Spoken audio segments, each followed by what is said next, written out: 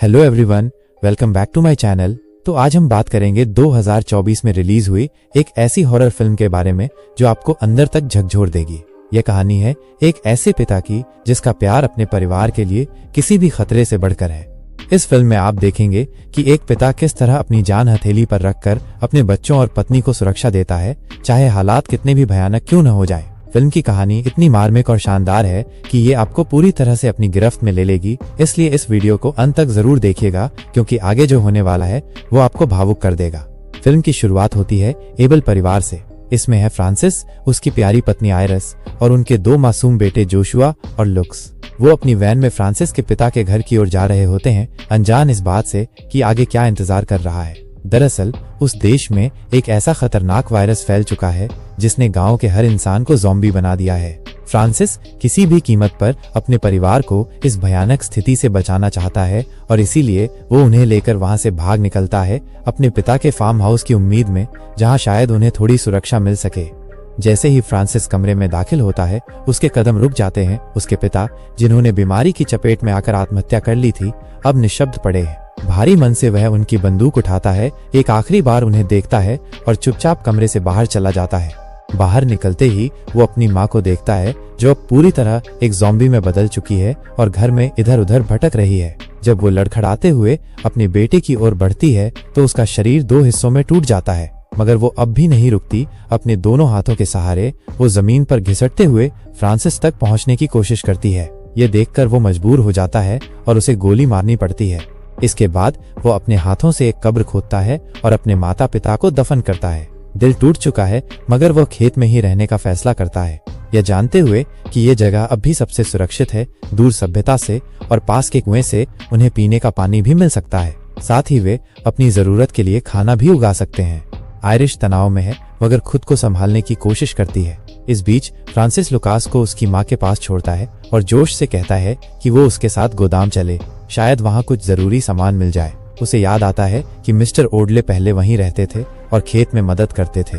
वो उन्हें आवाज लगाते हुए आसपास घूमने लगता है। तभी जोश की नजर एक रस्सी से लटके बूढ़े आदमी की लाश पर पड़ती है और वो घबरा जाता है, लेकिन फ्रांसिस उससे कहता है कि वो चाबी का गुच्छा ले आए जो उस लाश से लटक रहा है। डरते डरते जोश पास जाता है और किसी तरह चाबियां निकाल लेता है, मगर जैसे ही वो उन्हें खींचता है, शव उस पर गिर पड़ता है और वो डर के मारे भाग खड़ा होता है। ये देख फ्रांसिस उसे कायर समझकर मायूस हो जाता है। थोड़ी देर बाद जब फ्रांसिस वापस आता है, आयरिश बताती है कि उसे एक जनरेटर मिला है जो किसी सेल जैसा लगता है, मगर जब वो अंदर जाता है तो अचानक उसे घबराहट होने लगती है। आयरिश उसे बाहर निकालती है क्योंकि अब साफ हो चुका है कि वो धीरे धीरे ठीक महसूस नहीं कर रहा। इसी दौरान जोश गोदाम में पड़े रेडियो से बाहर की दुनिया की खबर सुनने की कोशिश करता है, लेकिन कोई सिग्नल नहीं आता। आयरिश चिंता में डूब जाती है कि उनका परिवार ज्यादा दिन तक यूं नहीं टिक पाएगा। रेडियो पर सुनाई गई आखिरी खबर यही थी, जो भी जिंदा हैं वे उत्तर की ओर जाएं। लेकिन फ्रांसिस अब भी मानता है कि खेत ही सबसे सुरक्षित जगह है, भले ही उसके माता पिता का क्या हश्र हुआ वो देख चुका है। यही वो पल होता है जब जोश बताता है कि एलिस और उसका परिवार पहले ही पहाड़ों की ओर रवाना हो चुका है। लेकिन फ्रांसिस साफ कह देता है कि जोश उस शाम अपनी गर्लफ्रेंड की तलाश में खेत से बाहर नहीं जाएगा। रात के खाने के बाद जोश एलिस को एक संदेश भेजने की कोशिश करता है, मगर उसे मोबाइल में सिग्नल नहीं मिल पाता। उसी वक्त आयरिश अपने पति से नाराज हो जाती है और उसे याद दिलाती है कि उसने वादा किया था कि वो जोश के साथ कठोर बर्ताव नहीं करेगा। अगली सुबह फ्रांसिस एक डरावने सपने से जागता है। पसीने से भीगा हुआ वो अपनी पत्नी को नींद में ही कसकर गले लगाता है। उस सपने में उसे अतीत की झलक मिलती है। बचपन में उसके पिता उसे तहखाने में बंद कर दिया करते थे सजा के तौर पर। इसके अलावा वो आयरिश से अंदर ही अंदर नाराज रहता है क्योंकि अतीत में महिला का किसी और से संबंध रहा था और जोश उसी रिश्ते का नतीजा है। यही कारण है कि वह जोश के साथ दूरी बनाए रखता है, जबकि अपने छोटे बेटे लुकास से वह पूरी तरह अलग और स्नेहपूर्ण व्यवहार करता है। सुबह कई बहसों के बाद आयरिश आखिरकार फ्रांसिस को राजी कर लेती है कि वे खेत छोड़कर पहाड़ों की ओर चलें। इस दौरान जोश बताता है कि उसके चाचा डिएगो ने भी उसकी माँ को यही सलाह दी थी। ये सुनकर फ्रांसिस का पारा चढ़ जाता है और वह गुस्से में आ जाता है। कुछ ही देर में परिवार एक पुल पर पहुंचता है जहां कई गाड़ियां पहले से ही खड़ी होती हैं और अंधेरा गहराने लगता है। फ्रांसिस वापस लौटने की बात करता है, लेकिन आयरिश वैन से बाहर निकलती है और अपने चाकू से तारों को काटते हुए आगे बढ़ती है। तभी अचानक एक ज़ॉम्बी सैनिक सामने आ जाता है जिससे वो चौंक जाती है। वो धीरे धीरे उसकी ओर बढ़ता है। फ्रांसिस तेजी से बाहर आता है और आयरिश उसके पास भागती है क्योंकि वो अब ज़ॉम्बी से पीछा छुड़ाने की कोशिश कर रही होती है। फ्रांसिस उसे जमीन पर झुकने का इशारा करता है और तुरंत ज़ॉम्बी के सिर में गोली मार देता है। मगर मामला यहीं खत्म नहीं होता, एक और ज़ॉम्बी प्रकट होता है और उसे भी वो खत्म कर देता है। लेकिन गोलियों की आवाज कई और ज़ॉम्बीज़ को आकर्षित कर लेती है। अब वे वैन के चारों तरफ इकट्ठा होने लगते हैं और हमला करने की कोशिश करते हैं। अपने बच्चों को खतरे में देखकर फ्रांसिस जानबूझकर गोलियां चलाकर ज़ॉम्बीज़ का ध्यान अपनी ओर खींचता है। आयरिश इस मौके का फायदा उठाकर बच्चों को लेकर वहां से भागती है। जब उसकी बंदूक की गोलियां खत्म हो जाती हैं तो फ्रांसिस एक ग्रेनेड उठा लेता है जो उसे एक मरे हुए सैनिक के पास पड़ा मिलता है। ज़ॉम्बीज़ से बचते हुए वो कारों के ऊपर नीचे चढ़ता उतरता है।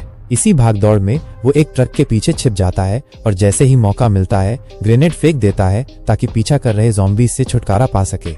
जब फ्रांसिस एक ही झटके में सभी ज़ॉम्बियों को खत्म कर देता है तो वो तुरंत अपने परिवार के पास लौटता है। वे सब मिलकर वापस खेत में लौट आते हैं क्योंकि अब उन्हें ये स्पष्ट हो चुका है कि बाहरी दुनिया अब सुरक्षित नहीं रही। 2 हफ्ते बाद फ्रांसिस अकेले पुल की ओर वैन लेने जाता है और देखता है कि गाड़ी अब भी चालू हालत में है।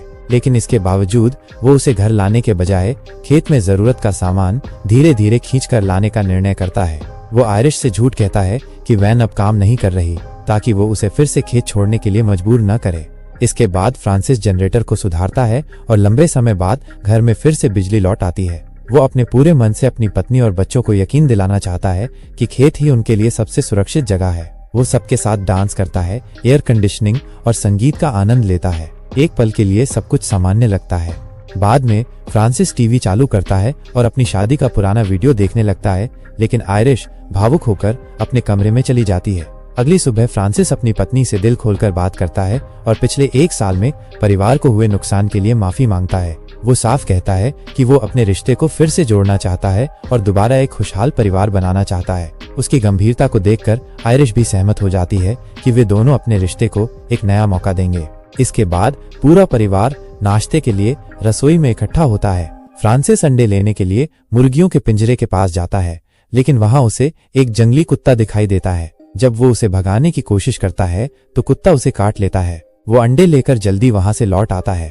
सौभाग्य से आयरिश एक नर्स होती है और वो तुरंत उसके हाथ की मरहम पट्टी कर देती है। वो उसे अस्पताल जाकर रेबीज का टीका लगवाने को कहती है, लेकिन फ्रांसिस मना कर देता है और कहता है कि वो ठीक है। उसी समय वे जोश की तेज चिल्लाहट सुनते हैं और दौड़ते हुए उसके पास पहुंचते हैं। जोश रेडियो में सिग्नल पकड़ने की कोशिश कर रहा था और उसने किसी कैंप साइट के बारे में बात सुनी थी, लेकिन फ्रांसिस उसकी बात को गंभीरता से नहीं लेता क्योंकि उसे यकीन है कि खेत पर रहना ही सबसे समझदारी का फैसला है। दूसरी तरफ जोश बार बार कहता रहता है कि उसने कुछ जरूरी सुना है और वो चाहता है कि उसके पिता उस दिशा में कुछ कदम उठाएं और उन बचे हुए लोगों को खोजने का प्रयास करें।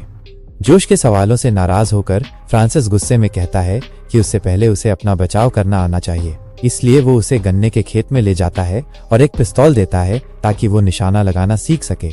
जैसे ही गोली चलने की आवाजें आती हैं, आयरिश चौंक जाती है और फौरन खेत की ओर जाती है। वहां वो देखती है कि फ्रांसिस जोश को डांट रहा है क्योंकि वो बोतल पर निशाना नहीं साध पा रहा था। गुस्से में फ्रांसिस चिल्लाने लगता है, जिससे डरा हुआ जोश रोने लगता है और कई बार फायर करता है जब तक कि अंत में वो बोतल पर निशाना नहीं साध लेता। कुछ ही देर में परिवार को एहसास होता है कि गोलियों की आवाज ने नजदीक के ज़ॉम्बियों को खींच लिया है। इसी वक्त फ्रांसिस लुकास को जल्दी से अपनी प्रयोगशाला में ले जाता है और बाकी सबको घर की ओर दौड़ने का आदेश देता है। वे लोग जैसे ही घर में दाखिल होते हैं, पीछे से ज़ॉम्बी भी पहुंच जाते हैं। सभी मिलकर दरवाजे को मजबूत करते हैं और बालकनी में छिप जाते हैं। अंधेरा घिरने लगता है और फ्रांसिस बालकनी से बाहर झांकता है तो देखता है कि ज़ॉम्बी अंदर आने की कोशिश कर रहे हैं। तभी एक वाहन पास आता है और ड्राइवर जानबूझकर हॉर्न बजाने लगता है ताकि ज़ॉम्बियों का ध्यान बटे। ज़ॉम्बी घर छोड़कर उस गाड़ी के पीछे दौड़ पड़ते हैं और वाहन तेजी से वहां से चला जाता है। अगली सुबह फ्रांसिस बाहर निकलकर रात में हुए नुकसान की जांच करता है। वो देखता है कि मुर्गियों का बाड़ा तबाह हो चुका है और खेत से थोड़ी दूरी पर एक नाले के पास एक गाड़ी खड़ी है जिसमें डिएगो आराम कर रहा है। जब फ्रांसिस को पता चलता है कि पिछली रात उनका परिवार बचाने वाला कोई और नहीं बल्कि उसका भाई था, तो वो उसके पास जाता है और पूछता है कि वो वहाँ क्यों आया है। इस पर डिएगो बताता है कि उसकी पत्नी और बेटा अब नहीं रहे और वो अपने माँ बाप को देखने फार्म लौटा था, मगर वहाँ पहुंचकर पाया कि वे भी संक्रमित हो चुके हैं। फिर वो कहता है कि फ्रांसिस अब भी अतीत की बातों को लेकर नाराज है जो उसके और आयरिस के बीच हुई थी। डिएगो एक बार फिर माफी मांगता है और भाईचारा बहाल करने की कोशिश करता है। फ्रांसिस का भाई डिएगो उसे एक सुरक्षित जगह डेल्टा कैंप का रास्ता बताता है जहां लोग अब भी जीवित हैं, मगर फ्रांसिस उसकी मदद लेने से इनकार कर देता है और उसे वहां से जाने को कहता है। जाते जाते डिएगो उसे एक नक्शा थमा देता है ताकि अगर कभी उसका मन बदले तो वो कैंप तक पहुंच सके। इसके बाद फ्रांसिस को याद आता है कि वो एक मृत शरीर पीछे छोड़ आया है जिसे वो खेत में ले जाकर अपनी पत्नी को बताना चाहता है कि उसके भाई को ज़ॉम्बी ने मार डाला। वो अपने घर की खिड़कियों को लकड़ी के तख्तों से बंद करता है ताकि आगे कोई हमला न हो सके। उधर लुकास मच्छरों को भगाने की कोशिश में घर के बाहर जाता है और वहां एक खिड़की से झांकते हुए एक ज़ॉम्बी देख लेता है। वो डर जाता है, लेकिन उसकी माँ आयरिस उसे समझाती है कि ये ज़ॉम्बी अब कमजोर हो रहे हैं, अगर उन्हें समय पर मानव मांस न मिले तो वे खुद ही खत्म हो जाएंगे।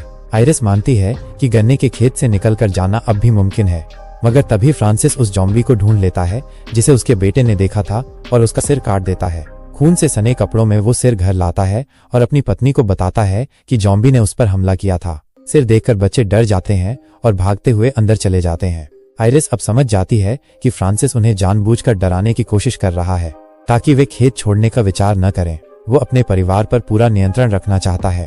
फिर साल के आखिर में फ्रांसिस अपने परिवार को सरप्राइज देने के लिए घर को क्रिसमस डेकोरेशन से सजाता है और एक क्रिसमस ट्री लगाता है। बच्चे खुश हो जाते हैं, मगर आयरिस जानती है कि ये सब दिखावा है। डिनर के समय फ्रांसिस पूछता है कि बच्चे सेनेटा से क्या गिफ्ट चाहेंगे। लुकास एक साइकिल मांगता है, मगर जोश कहता है कि वह वो नक्शा चाहता है जो उसके पापा छिपा रहे हैं। ये सुनकर आयरिस चौंक जाती है और पूछती है कि जोश क्या कहना चाहता है। जोश बताता है कि उसने अपने पापा के कमरे में नक्शा देखा था, मगर फ्रांसिस साफ इनकार कर देता है। इसके बाद फ्रांसिस क्रिसमस विश जाहिर करता है और अपनी पत्नी से कहता है कि अब जब वे इस घर में सुरक्षित हैं तो ये परिवार बढ़ाने का सही समय है। वो चाहता है कि उनका एक और बच्चा हो, मगर आयरिस इसका विरोध करती है और कहती है कि वो इस बर्बाद हो चुके संसार में कोई बच्चा नहीं लाएगी। आयरिस अपना दिल खोलकर बोलती है कि वो इस जगह को जल्द से जल्द छोड़ना चाहती है क्योंकि हर दिन उनका सामान खत्म होता जा रहा है। आयरिस कहती है कि उसे जरूरी सामान की तलाश में बाहर जाना पड़ेगा क्योंकि वो अब ऐसे हालात में नहीं रह सकती। ये सुनकर फ्रांसिस एक और चाल चलता है। वो अपने बच्चों से कहता है कि उनकी माँ यानी आयरिस ज़ॉम्बी संकट शुरू होने से पहले ही घर छोड़ने और परिवार को पीछे छोड़ने की योजना बना रही थी। ये जानकर बच्चे टूट जाते हैं और आयरिस आंसुओं में डूबकर उन्हें समझाने की कोशिश करती है। वो कहती है कि वो जोश और लुकास को सब कुछ बताना चाहती थी और बिना अलविदा कहे नहीं जाना चाहती थी। जोश को ये सुनकर अफसोस करता है, लेकिन आयरिस समझाती है कि बच्चों की कोई गलती नहीं थी। असलियत ये थी कि वो अपनी शादी से बेहद असंतुष्ट थी और फ्रांसिस के साथ एक ही छत के नीचे अब नहीं रह सकती थी। उसका सपना था कि वो कहीं दूर जाकर नई जिंदगी शुरू करे, मगर उसके पास बच्चों की देखभाल और सुरक्षा सुनिश्चित करने के लिए जरूरी संसाधन नहीं थे। इसलिए वो चाहती थी कि वे कुछ समय के लिए अपने पिता के साथ रहें जब तक वो खुद को स्थिर न कर ले। सच बोलने के बाद आयरिस फ्रांसिस से नक्शा देने की मिन्नत करती है, मगर वो उसे देने के बजाय जला देता है। जैसे ही महिला देखती है कि बचने की उसकी आखिरी उम्मीद भी आग में जल रही है, वो उसे रोकने की कोशिश करती है, लेकिन फ्रांसिस उसे पीछे खींच लेता है और नक्शा पूरी तरह जल जाता है। इस पर आयरिस गुस्से में आकर उसे एक थप्पड़ मारती है और उसी रात फ्रांसिस अपने रिश्ते को पूरी तरह तबाह कर देता है। वो सिर्फ अपनी पत्नी से नहीं बल्कि अपने बच्चों से भी दूर हो जाता है क्योंकि अब जोश और लुकास अपनी माँ पर भरोसा नहीं कर पा रहे। इस भावनात्मक दूरी को भरने के प्रयास में आयरिस बच्चों के करीब आने की कोशिश करती है, उन्हें कहानियां सुनाती है और उनके साथ हर लम्हा खुशी से बिताने की कोशिश करती है। इसी दौरान फ्रांसिस खेत में गन्ना काट रहा होता है और वो एकांत में रहकर ये सोचता है कि अपने बिखरे हुए परिवार को दोबारा कैसे जोड़ा जाए। तभी उसे एक गोली चलने की आवाज सुनाई देती है। वो घबराकर हाथ में एक लकड़ी का पट्टा और जंजीर लेकर घर लौटता है और तुरंत मुख्य दरवाजा बंद कर देता है ताकि कोई ज़ॉम्बी अंदर न आ सके। लेकिन इसी के साथ वो अनजाने में अपने ही परिवार को बाहर जाने से भी रोक देता है, जिससे वे जैसे तैसे कैदी बन जाते हैं। जोश अब अपने पिता के इस व्यवहार का विरोध करने का मन बना लेता है और फ्रांसिस को समझाने की कोशिश करता है कि दरवाजा बंद करना सही नहीं है। उसी वक्त फ्रांसिस को यह आभास होता है कि उसका परिवार उसके खिलाफ योजना बना रहा है और उसे छोड़कर भागने की तैयारी कर चुका है। इससे फ्रांसिस बुरी तरह गुस्से में आ जाता है और जब जोश उसे टोकता है कि असली खतरा ज़ॉम्बी नहीं बल्कि वो खुद है, तो फ्रांसिस बौखला जाता है और अपने ही बेटे पर हाथ उठा देता है। आयरिस बीच में आकर जोश को बचाती है, तभी दरवाजे पर दस्तक होती है। बाहर से एक सैनिक की आवाज आती है जो खुद को स्वस्थ बताता है और कहता है कि वह घायल है और सिर्फ थोड़ा सा पानी और खाना चाहता है, मगर फ्रांसिस उसे अंदर आने देने से मना कर देता है और चेतावनी देता है कि अगर वो नहीं गया तो वो गोली चला देगा। जोश यह सब देख और सुनकर बेहद दुखी हो जाता है और खुद दरवाजा खोलने का फैसला करता है। आयरिस सैनिक की मरहम पट्टी करने में मदद करती है और बातों बातों में पता चलता है कि वो डेल्टा शिविर से आया है। सैनिक बताता है कि उसकी टीम शहर से जरूरी सामान लाने गई थी, लेकिन रास्ते में हमला हो गया। वो अकेला ही भागकर जान बचा पाया और अब अपनी यूनिट का इकलौता जिंदा सदस्य है। फ्रांसिस इस पर जोर देता है कि बाहर अब भी ज़ॉम्बी घूम रहे हैं, मगर सैनिक कहता है कि ज्यादातर ज़ॉम्बी भूख के कारण मर चुके हैं और अब वे मुख्य रूप से शहरी इलाकों में ही जमा हैं, जहां आवाज और हलचल ज्यादा है। डेल्टा शिविर अब अपेक्षाकृत सुरक्षित है। जब सैनिक से पूछा गया कि वो कैसे बचा, तो वो बताता है कि एक अजनबी ने उसकी मदद की थी। उसने उसे खेतों की ओर भागने को कहा, लेकिन खुद ज़ॉम्बी का शिकार बन गया। यह सुनते ही आयरिस को समझ आ जाता है कि फ्रांसिस ने डिएगो की मौत के बारे में झूठ बोला था। इसके बाद फ्रांसिस सैनिक को भरोसे में लेने की जगह उल्टा सुबह सुबह उसे बेसमेंट में बंद कर देता है। जोश चुपचाप अपने कमरे में जाता है और अपनी माँ को नींद से जगाकर आखिरी बार अलविदा कहता है, क्योंकि उसने तय कर लिया है कि वो डिएगो को ढूंढने जाएगा। उसे ये अंदाजा है कि उसके चाचा पर हमला हुआ था और उनके बचने की संभावना बहुत कम है, लेकिन फिर भी वो उन्हें खोजने के लिए निकल पड़ता है, क्योंकि अब वो अपने पिता फ्रांसिस के साथ एक छत के नीचे रहना नहीं चाहता। जाने से पहले वो अपनी माँ को उस राज के बारे में बताता है जिसे उन्होंने वर्षों तक उससे छुपा कर रखा। जोश जानता है कि फ्रांसिस उसका असली पिता नहीं है। यही वजह है कि वह हमेशा फ्रांसिस से दूरी बनाए रखता है और हर सुबह रसोई में उसे देखकर उदासीन और कटु व्यवहार करता है। सुबह जब फ्रांसिस रसोई में आता है तो देखता है कि आयरिस, लुकास और कोरा टेबल पर नाश्ता कर रहे हैं। वो तुरंत पूछता है कि जोश कहाँ है। जब उसे पता चलता है कि जोश चला गया है तो वो अपना आपा खो देता है। गुस्से में वो बेकाबू होकर कोर करके सिर पर हथौड़ा मार देता है, जिससे उसकी मौके पर ही मौत हो जाती है। इस भयानक दृश्य से डरी हुई आयरिस खड़ी होती है और लुकास को बचाने के लिए उसे अपनी बाहों में ढक लेती है। इस संघर्ष के दौरान वो खुद भी बेहोश हो जाती है और होश में आने पर पाती है कि वो और उसका बेटा अब तहखाने में कैद हैं, उसी गुप्त अंधेरे कमरे में जहाँ कभी फ्रांसिस का बचपन बीता था। फ्रांसिस ने सभी खिड़कियों को लकड़ी की तख्तियों से बंद कर दिया है ताकि सूरज की एक किरण भी अंदर न आ सके। अब वो अकेला बैठा सैनिक के शव के पास नाश्ता करता है और खिड़की के बाहर झांकते हुए उस जंगली कुत्ते को देखता है जिसने महीनों पहले उस पर हमला किया था। वो जानवर को खत्म करता है, उसका मांस पकाता है और फिर उसे अपनी पत्नी और बेटे को खाने के लिए देता है। भले ही दोनों भूख से बेहाल हों, वे यह भोजन खाने से इनकार कर देते हैं। इस पर तिलमिलाया फ्रांसिस खाने की ट्रे जमीन पर फेंक देता है। तभी आयरिस उसके ध्यान को भटकाकर चाकू को छिपाने की कोशिश करती है, जिससे वो खुद को और लुकास को बचा सके। वो फ्रांसिस को बहलाने की कोशिश करती है, उसे भरोसा दिलाती है कि वो उसे छोड़कर नहीं जाएगी। फ्रांसिस एक पल के लिए डगमगाता है, लेकिन फिर उसे यकीन हो जाता है कि ये सब एक चाल है। वो चुपचाप चाकू उठाता है और कमरे से बाहर निकल जाता है। जैसे ही वो दरवाजा बंद करता है, आयरिस फुर्ती से एक लोहे की छड़ से खिड़की की तख्तियों को हटाने की कोशिश करती है, लेकिन उसमें गिर पड़ती है और फिर से बेहोश हो जाती है। कुछ मिनटों बाद लुकास उसे झकझोरकर उठाता है। अब माँ बेटा भागने की योजना बनाते हैं और लुकास घबराहट में जोर जोर से चिल्लाने लगता है। जैसे ही तहखाने से चीखने की आवाजें आती हैं, फ्रांसिस तुरंत नीचे की ओर दौड़ता है, ये जानने के लिए कि वहाँ क्या हो रहा है। जब वो नीचे झुककर लुकास से कुछ कहने की कोशिश करता है, तभी आयरिस अचानक उस पर हमला कर देती है। वह एक नुकीली धातु की चीज फ्रांसिस की पीठ में घोंप देती है। उसके बाद वो तेजी से लुकास का हाथ पकड़ती है और तहखाने से बाहर निकलकर फ्रांसिस को उसी में बंद कर देती है। गुस्से और दर्द से तिलमिलाया फ्रांसिस भीतर से गोलियां चलाता है, लेकिन वह उन्हें नुकसान नहीं पहुंचा पाता। वो वहीं गिरा रहता है और उस घुटन भरी जगह में बिताए अपने बचपन की डरावनी यादें उसके जहन में लौटने लगती हैं। इधर आयरिस अपने बेटे के साथ भागने की तैयारी में घर के भीतर कुछ जरूरी चीजें इकट्ठा करती है। वो पैडलॉक खोलती है, जंजीरों को हटाती है और अपनी हिफाजत के लिए एक माचे चॉपिंग ब्लेड उठा लेती है। वो लुकास से वादा करती है कि वे जोश को ढूंढ निकालेंगे। इसके बाद दोनों घर से बाहर निकलने की कोशिश करते हैं, लेकिन जैसे ही वो मुख्य दरवाजा खोलती है, सामने डिएगो खड़ा मिलता है, अब एक भयंकर ज़ॉम्बी में बदल चुका। भय और घबराहट में आयरिस अपने बेटे को खींचती है और वे फिर से घर के अंदर भाग आते हैं। डिएगो पीछा करते हुए घर में घुस आता है और सीढ़ियों पर चढ़ते समय आयरिस के पैर को पकड़ लेता है। वह दर्द से चीख उठती है। फ्रांसिस को ऊपर से आयरिस की चीख सुनाई देती है और वो बंद दरवाजे को तोड़ने की कोशिश करने लगता है। इसी बीच आयरिस डिएगो को खुद से दूर करने के लिए सप्लाई बैग को एक ढाल की तरह इस्तेमाल करती है। लुकास साहस दिखाता है और अपने चाचा पर टॉर्च से वार करता है, जिससे डिएगो उसका पीछा करने लगता है। अब आयरिस खड़ी होती है और बैग को ज़ॉम्बी की ओर फेंकती है ताकि उसका ध्यान भटका सके। जैसे ही डिएगो उस पर हमला करने आता है, वो एक कुर्सी को ढाल की तरह इस्तेमाल करती है और उसे पास आने से रोकती है। उधर फ्रांसिस आखिरकार दरवाजा तोड़ने में सफल हो जाता है और अंदर आते ही अपने भाई पर झपट पड़ता है। वो डिएगो को जमीन पर गिरा देता है और तब तक उसकी खोपड़ी पर पिस्तौल से वार करता है जब तक कि वो पूरी तरह खत्म न हो जाए। लेकिन इसके बाद वो बुरी तरह गुस्से में होता है क्योंकि आयरिस की वजह से ज़ॉम्बी घर में घुस आया। वो उसे मारने ही वाला होता है कि तभी लुकास की डरी हुई आवाज सुनाई देती है। छोटा लड़का अपना हाथ दिखाता है जहां पर ज़ॉम्बी के काटने का निशान है। यह दृश्य देखकर आयरिस के पैरों तले जमीन खिसक जाती है। अब उसे अपने जीवन का सबसे कठिन निर्णय लेना है। वो जानती है कि अगर कुछ नहीं किया गया तो लुकास भी जल्दी ही एक ज़ॉम्बी में तब्दील हो जाएगा।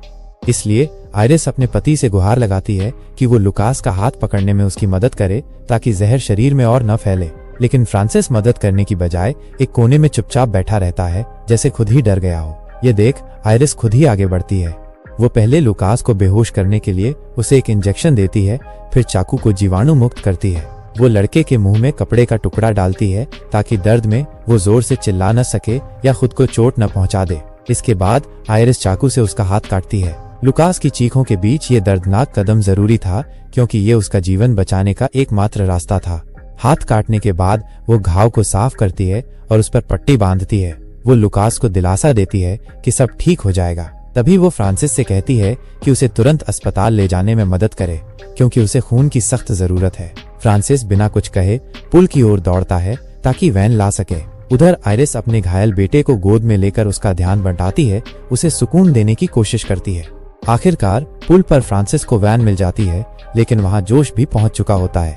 जैसे ही वो अपने पिता को खून से सना हुआ देखता है, वो डर के मारे उस पर बंदूक तान देता है और चेतावनी देता है कि वो पास ना आए। फ्रांसिस उसकी बात नजरअंदाज करता है और उसे पकड़ने के लिए आगे बढ़ता है। घबराया हुआ जोश डर से ट्रिगर दबा देता है और गोली चला देता है। जैसे ही फ्रांसिस जमीन पर गिरता है, जोश को एहसास होता है कि उसने क्या कर दिया है। वो भागकर अपने घायल पिता के पास जाता है और कहता है कि वह उन्हें खोकर नहीं जी पाएगा। इसके बाद जोश खेत की ओर लौटने का फैसला करता है। वो वैन में बैठता है और अपनी माँ और भाई से मिलने निकल पड़ता है। और इसी के साथ यह कहानी यहीं पर समाप्त होती है। ऐसे ही और भी एक्सप्लेन वीडियो देखने के लिए चैनल को सब्सक्राइब जरूर कर ले। धन्यवाद।